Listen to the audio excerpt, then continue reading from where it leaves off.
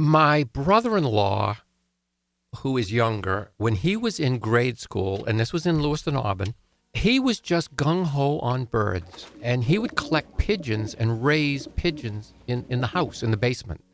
Why, I don't know. That was his interest. And my wife is my brother-in-law. So my future wife was somewhat interested in birds because of her brother. And when we got married, one of the first things we said was, what can we do together? And my wife suggested, hey, let's go out and we can walk and we can go places and let's look for some birds. So that sounds like a good deal. We both had enough interest. We got one pair of binoculars we shared between us, and we'd go around to different parks looking for birds. And that's how we got interested, and we've been interested ever since. I have been actively birding for probably 40, 45 years.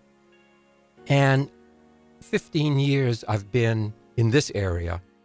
New birds of range expansion, an awful lot of birds that belonged in Pennsylvania and points south have expanded into New York and points north.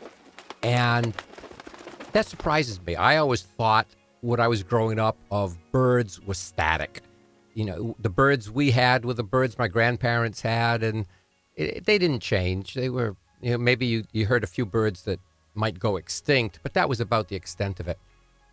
Couldn't be further from the truth. The birds change constantly. Just a few years ago, I don't remember the exact year, but I'll say 2005, plus or minus, we had red-bellied woodpeckers that actually nested at our home. But red-bellied woodpeckers, again, are a southern species, and they had been expanding into southern New England, but that was the first time we'd seen one in Maine. And to have actually a pair nesting, and now they're around, they're here, they're in Maine. Now, can we say because that bird showed up in March, clearly things are getting warmer? That's a result of climate change.